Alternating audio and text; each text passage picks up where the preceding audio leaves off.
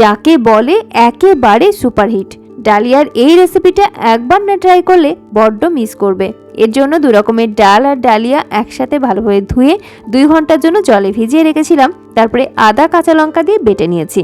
2 table চামচ টক দই আর অল্প জল দিয়ে ভালোভাবে ফেটিয়ে অ্যাড করেছি জোয়ার ফ্লাওয়ার। তোমরা এখানে চাইলে গমের আটা কিংবা রাগি ফ্লাওয়ার ব্যবহার করতে পারো।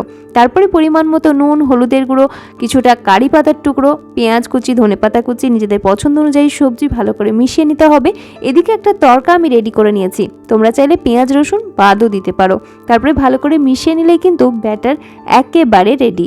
এরপরে আপে প্যানে খানিকটা অলিভ অয়েল ব্রাশ করে তার মধ্যে উল্টে পাল্টে গোল্ডেন কালার ধরিয়ে ভেজে নিয়েছি। তোমরা চাইলে পছন্দ অনুযায়ী যে কোনো কুকিং অয়েল অথবা ঘি, বাটার এগুলো ব্যবহার করতে পারো। ওয়েট লস ডায়েটের জন্য একেবারে হেলদি একটা টেস্টি স্ন্যাক্স বলতে পারো। ব্রেকফাস্ট, ডিনার কিংবা লাঞ্চ, দিনের যে কোনো সময় নেওয়া যেতে পারে। ভীষণ সফট, ভীষণই সুস্বাদু। কেমন লাগলো অবশ্যই জানিও। আমি টক দই আর হোমমেড টমেটো কেচাপ দিয়ে পরিবেশন করেছি।